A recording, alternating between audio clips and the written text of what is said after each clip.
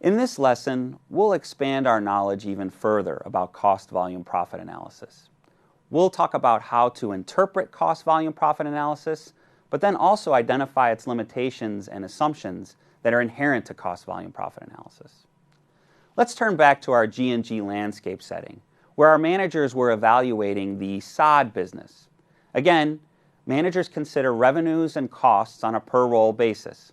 And our normal information is that the average revenue for each roll is $5, the average variable cost per roll is $3, and we're thinking about our business on a month-to-month basis where the total fixed costs for any given month average out to be $20,000.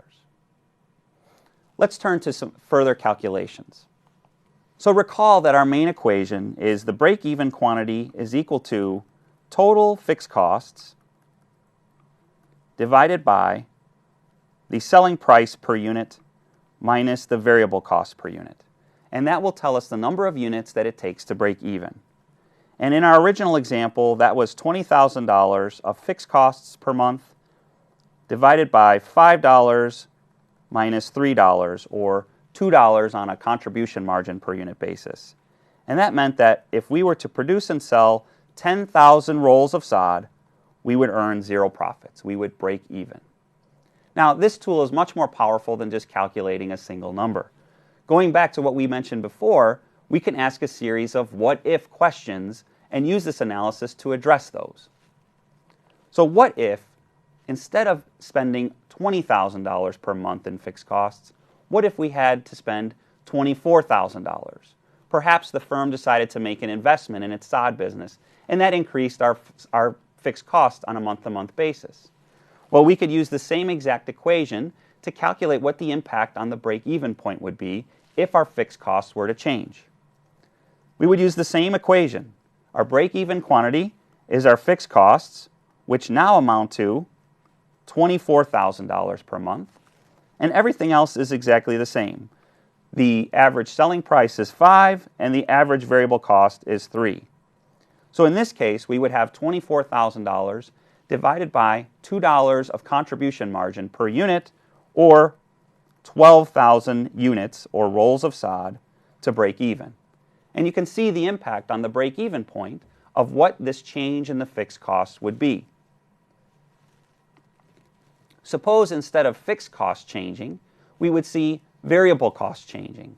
Perhaps the cost of seed and sod, or the labor wages that we have to pay for people to cut it and roll it and deliver it, have increased from $3 per unit to $4 per unit. Well, again, we can calculate what the impact is of that change on the break-even quantity. Let's assume that fixed costs did not change in this month, but variable costs did. And that is that we have $5 in selling price minus the revised variable cost per unit of $4. Well, now, instead of breaking even with 10,000 units of sod, we now would break even with 20,000 units of sod.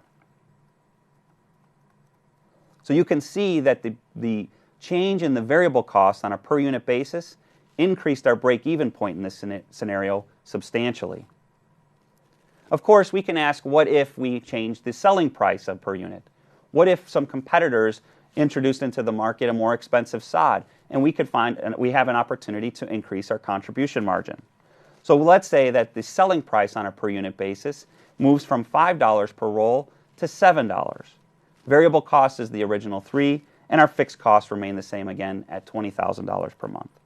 Well, again, we can calculate what the quantity is that it takes to break even given the change in the selling price. Our numerator stays the same at 20,000. Our denominator evolves from 5 minus 3 to 7 minus 3. And now we've calculated the revised break-even point at 5,000 rolls of sod.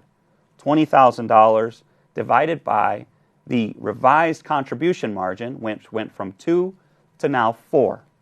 So you can see a change in the selling price, in particular an increase, decreases the number of units it takes to break even. Now, what happens if everything changes all at once? What if we decide to change our selling price from 5 to 7, our variable costs change from 3 to 4, and our fixed costs change from the original $20,000 per month to $24,000 per month? what would you predict would have happened here?